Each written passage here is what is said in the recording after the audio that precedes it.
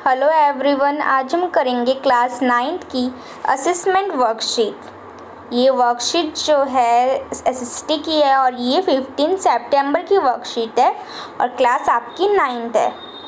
निम्नलिखित प्रश्नों में सही विकल्प को पेन पेंसिल से काला कीजिए। तो ये जो टिक द करेक्ट ऑप्शन आएंगे, चलो हम देख लेते हैं। उत्पादन की पहली आवश्यकता है। पहली आवश्यकता क्या है उत्पादन के लिए? किसी भी चीज़ के पहली आवश्यकता तो श्रम है ना, मेहनत करना होगा। तो इसमें हमको पता चल गया कि हमारा फर्स्ट आंसर जो है राइट है, तो हम यहाँ पे जो है राइट का निशान लगा देंगे। ठीक है। सेकंड है, पालमपुर में गैर कृषि क्रियाएं हैं।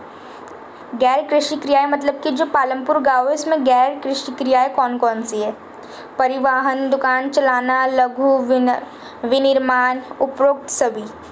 तो इसमें जो है ये भी है, दुकान चलाना भी है, लघु विनिर्माण भी है। तो इसमें ये तीनों हैंगे, तो इसमें हम लगाएंगे उपरोक्त सभी पे टिक लगाएंगे, घ हो जाएगा हमारा आंसर। थर्ड है, औजार मशीन भवन। उदाहरण है जो औजार मशीन और भवन है ये किसके उदाहरण? मानव पूंजी, स्थायी पूंजी, अस्थायी पूंजी या इनमें से कोई नहीं। ये जो उदाहरण है अस्थायी बोल दिया मैंने, ये स्थायी पूंजी के, क्योंकि देखो औजार हमारे पास हमेशा रहता है, वो ख़त्म तो होने वाला है नहीं ना, उसका यूज़ करेंगे हम फिर रख देंगे, इसीलिए ये सब स्थायी पूंजी में आते हैं। मशीन भी स्थायी पूंजी में आएगा, भवन भी स्थायी पूंजी में आएगा, तो ये सब हमारे स्थायी पूंजी हो जाएंगे। इनमें से कौन एक स्थायी पूंजी है? तो देखो इनमें से देखो जो ये स्थायी पूंजी है, देखो मुद्रा हम खर्च कर सकते हैं, कच्चा माल भी हम खर्च कर सकते हैं, है ना, ये तो यूज़फुल है ना। लेकिन मशीन को हम कितना भी यूज़ करेंगे वो कभी कम नहीं होगा, तो इसका आंसर आ गया मशीन, ये स्थायी पूंजी है।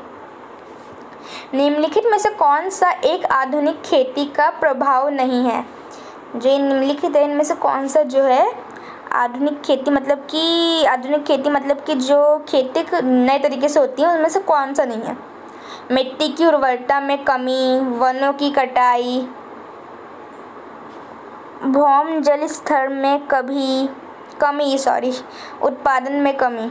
अब इसमें क्या है, देखो मिट्टी में उर्वरता की कमी तो होती ही है, वनों की कटाई भी होती है, पानी में भी कमी होती है, उत्पादन में कमी ये नहीं होती है।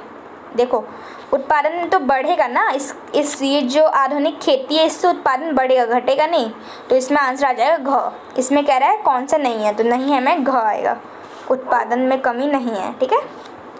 उत्पादन का प्रयोजन उद्देश्य क्या है?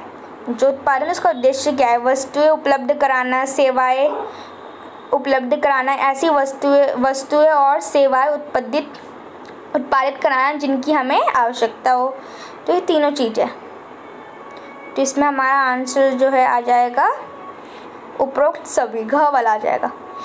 एक साल में किसी भूमि पर एक से ज़्यादा फसल उगाने की विधि को हम क्या कहते हैं? उसको तो हम बहुविधि फसल प्रणाली कहते हैं, ये तो आपने पढ़ा था वर्कशीट में, है ना। तो इसका आंसर क आ जाएगा, क वाला आपको जो है इसका आंसर हैगा। ठीक है। पालमपुर गांव में किसान अपनी बचत का प्रयोग किन कार्यों में करते हैं? जो पालमपुर गांव है उनमें जो किसान हैं वो अपनी बचत के जो बचत होती है उनको किस किस कार्य में करते हैं? कृषि में भी करते हैं, गैर कृषि में भी करते हैं। तो जो इसमें आंसर आ जाएगा उपरोक्त दोनों, मतलब कि ये दोनों में करते हैं। ठीक है। तो इसमें आंसर आ जाएगा दोनों। ठीक है।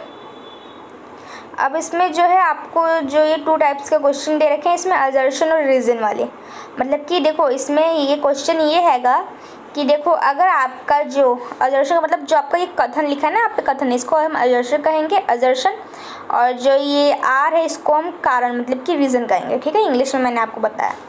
तो देखो अगर आपका ए सही होगा और आर दोनों अगर आपके सही होंगे, ए और आर दोनों अगर आपके सही होंगे, तो फिर आपका क वाला आएगा। ये ऑप्शन हैं आपके 4। ठीक है। और अगर आपका ए सही है और आर उसका सही वो नहीं है, वाक्य मतलब कि सही रीज़न नहीं दे रहा है, तो ये आपका ख हो जाएगा। अगर आपका ए सही है लेकिन आर गलत है तो आपका ग हो जाएगा। अगर आपका ए गलत है और आर सही है तो आपका जो है घ हो जाएगा। तो पहला आपका क्वेश्चन क्या दे रखा है, पहला आपको दे रखा है कि प्रत्येक उत्पादन भूमि, सॉरी मैंने ये वाला देखा ही नहीं, 9th वाला था ना आपका, 9th ये था। पालमपुर पड़ोसी गांव और कस्बे में अच्छी तरह से जुड़ा हुआ है। हाँ जुड़ा हुआ है, ये तो सही है। इस गांव में विभिन्न जातियों के लगभग 450 परिवार हैं। ये भी सही है, ये भी सही है, दोनों सही है, बट ये जो है इसका करेक्ट एक्सप्लेनेशन नहीं है, ये अलग अलग हो जा रहा है ना। ये तो सही है ये दोनों, लेकिन ये इसका करेक्ट एक्सप्लेनेशन नहीं है, तो इसका आंसर जो है हमारा ख आ जाएगा। ख वाला जो है हमारा करेक्ट है, ठीक है। अब जो आपका ये 10th है, इसमें प्रत्येक उत्पादन भूमि श्रम, भौतिक पूंजी और मानव पूंजी के संयोजन से आयोजित होता है, जिसके उत्पादन के कारक के रूप में जाना जाता है। तो हाँ ये तो सही है, जो मानव पूंजी होती है उसको हमें जो यूज़ करना पड़ता है, फिर उसको जो है उत्पादन के कारक के नाम से जाना जाता है, ये करेक्ट है। कच्चा माल और हाथ में पैसा कार्यशील पूंजी कहलाता है, ये भी सही है, ये सही है और इसका करेक्ट रीज़न भी है। तो इसमें हमारा आ जाएगा क वाला। क वाला मैंने कहा था ना कि अगर दोनों सही होंगे और उसकी करेक्ट एक्सप्लेनेशन होगी तो आपका क आ जाएगा। तो इसमें आपका आंसर आ गया क, और इसमें आपका क्या था, ख था ना ऊपर वाले में, देखो इसमें था ख वाला, क्योंकि इसमें दोनों सही हैं लेकिन जो इसकी करेक्ट एक्सप्लेनेशन नहीं है, और इसमें क है क्योंकि ये करेक्ट एक्सप्लेनेशन भी है। तो बच्चों ये थी आपकी वर्कशीट। अगर आपको ये वर्कशीट अच्छी लगी हो तो लाइक करना, सब्सक्राइब करना और अपने फ्रेंड्स के साथ भी शेयर करना है। मिलते हैं नेक्स्ट वीडियो में, जब तक के लिए बाय बाय।